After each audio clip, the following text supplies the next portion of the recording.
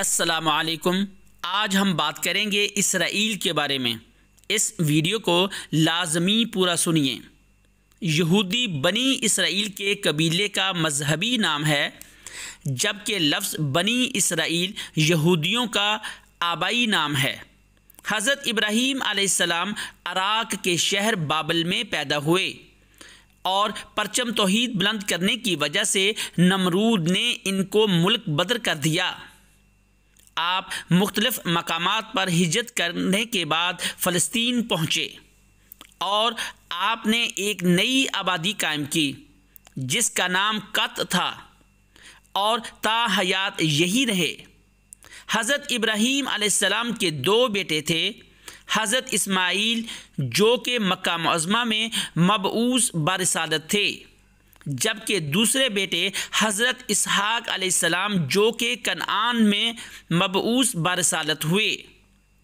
हज़रत इसहाक अलैहिस्सलाम के दो बेटे ऐस और हज़रत याकूब अलैहिस्सलाम थे।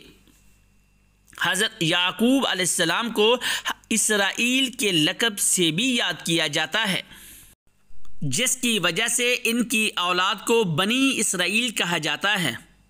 हज़रत याकूब अलैहिस्सलाम ने कनान से फ़लस्तीन की तरफ हिजरत की। कनान का इलाका फ़लस्तीन और लबनान के दरमियान वाक़ था। हज़रत याकूब अलैहिस्सलाम के 12 बेटे थे। बड़े बेटे का नाम यहूदा था, जिसकी वजह से बनी इसराइल को यहूदी कहा जाता है। हज़रत मूसा अलैहिस्सलाम कौम बनी इसराइल को लेकर फ़लस्तीन की तरफ रवाना हुए, लेकिन खुदा की करनी ऐसी हुई कि हज़रत मूसा अलैहिस्सलाम बनी इसराइल को कनान की सरहदों से आगे न लेकर जा सके और इंतकाल कर गए। उसके बाद हज़रत यशू जो कि जानशीन मूसा अलैहिस्सलाम थे, उनकी क़ियादत में बनी इसराइल दरियाए उर्दन पार करके कनान में दाखिल हुए और मकामी आबादियों को शिकस्त देकर यहाँ आबाद हुए। बिल आखिर बनी इसराइल की अपनी सल्तनत कायम हुई, जिसमें हज़रत दाऊद अलैहिस्सलाम ने भी हुकूमत की और फिर उनके बाद हज़रत सुलेमान अलैहिस्सलाम ने भी हुकूमत की। हज़रत सुलेमान अलैहिस्सलाम के जाने के बाद ये सल्तनत 2 हिस्सों में तकसीम हुई। शमाली हिस्सा बनी इसराइल के नाम से कहलाया, जबकि जनूबी हिस्सा यहूदा के नाम से। 8वीं सदी के वस्त में मगरबी एशिया की ताकत का ऐसा तवाज़न था कि 745 में असीरीन बादशाह ने बनी इसराइल नाम की शमाली रियासत को फ़तह किया और वहाँ दूसरी कौमों को बसा दिया। जनूबी रियासत यहूदा महफूज रह गई। इसी अहद में हज़रत ईसा अलैहिस्सलाम की वलादत हुई। यहूदियों ने रूमी हुकूमत के साथ मिलकर हज़रत ईसा अलैहिस्सलाम के कत्ल की साजिश की। अल्लाह ताला ने हज़रत ईसा अलैहिस्सलाम को महफूज रखा और आसमान पे उठा लिया। 66 ईस्वी में यहूदियों ने रूमी हुकूमत के ख़िलाफ़ बगावत की, जिस पर रूमी बादशाह ने यरूशलेम को 70 ईस्वी में मुकम्मल तबाह कर दिया। उसके बाद 136 ईस्वी में रूमी हुकूमत ने यरूशलेम को दोबारा आबाद किया और इस शहर का नाम इलिया कैपिटोलिना रख दिया।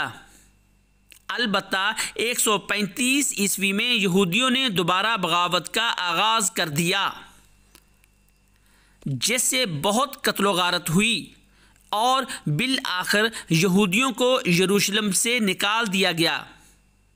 4वीं सदी ईस्वी में रूम की सल्तनत ने ईसाईयत कबूल कर ली। फिर ईसाइयों ने यहूदियों की जानिब से हज़रत ईसा अलैहिस्सलाम को सलीब पर चढ़ाने की वजह से यहूदियों को बहुत सख्ती का सामना रहा। इन तमाम हालात में यहूदियों ने मुख्तलिफ ममालिक में हिजरत की। बहुत से यहूदी यूरोप हिजरत कर गए, लेकिन ईसाइयों के रवैयों की वजह से एक जगह से दूसरी जगह हिजरत जारी रही। जबकि यहूदियों की एक तादाद ईरान, इराक, शाम, मिस्र में मुंतकिल हो गई। खलीफा दोम के दौरे हुकूमत में 17 हिजरी में फ़लस्तीन को आज़ाद करवा लिया गया। उसके बाद मुसलमानों के दरमियान ही हुकूमतों का तबादला होता रहा और बनु अब्बास की हुकूमत के दौरान मिस्र में फ़ातिमी खुलफा ने अपनी अलग हुकूमत कायम की और फ़लस्तीन भी फ़ातिमी खुलफा की हुकूमत में शामिल था।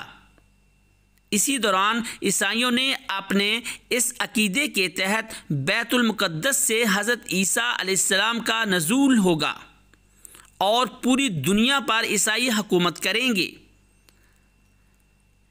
1097 ईस्वी में मुसलमानों से सलीबी जंगें शुरू कर दी, जिसके नतीजे में ईसाइयों ने फ़लस्तीन पर कब्ज़ा कर लिया। बनु अब्बास की फ़ौजों में सल्जूकी, जिनका ताल्लुक़ तुर्क कबीले से था, शामिल थे और उन्होंने अपना सिक्का मनवाया। बनु अब्बास की हुकूमत के बाद यही लोग हुकूमत पर काबिज़ हुए और उन्हीं में से एक सुल्तान सलाहुद्दीन अय्यूबी हैं। उन्होंने 1187 ईस्वी में दोबारा से सलीबी जंगों का आगाज़ किया और फ़लस्तीन को आज़ाद करवाया और बाद में सल्जूकियों से ये हुकूमत सल्तनत उस्मानिया में मुंतकिल हुई तो फ़लस्तीन सल्तनत उस्मानिया के मातहत हो गया। उसके बाद इसराइल के नाजायज़ वजूद तक मुसलमानों की ही हुकूमत फ़लस्तीन में रही।